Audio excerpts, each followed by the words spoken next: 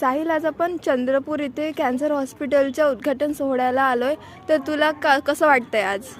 सर्वात आधी तर खूप उत्सुकता होती की आपल्या चंद्रपूरमध्ये होणारं कॅन्सर हॉस्पिटल आपल्या डोळ्यांनी बघायचं होतं आणि ते आज स्वप्न पूर्ण झालेलं आहे की चंद्रपूर डिस्ट्रिक्ट जो इतक्या ग्रामीण एरियामध्ये असा येत असतो, तशा एरियामध्ये कॅन्सरसारख्या आजारासाठी हॉस्पिटल निर्मिती झालेली आहे। यामध्ये टाटा ट्रस्ट आणि महाराष्ट्र शासन यांनी खूपच चांगल्या पद्धतीने या हॉस्पिटलचा निर्माण केलेला आहे आणि हा एक गर्वाचा क्षण आहे आपल्या चंद्रपूरवासियांसाठी आणि या जिल्ह्यातल्या प्रत्येक नागरिकांसाठी की आपण इथे राहून या हॉस्पिटलचा लाभ घेऊ शकतो।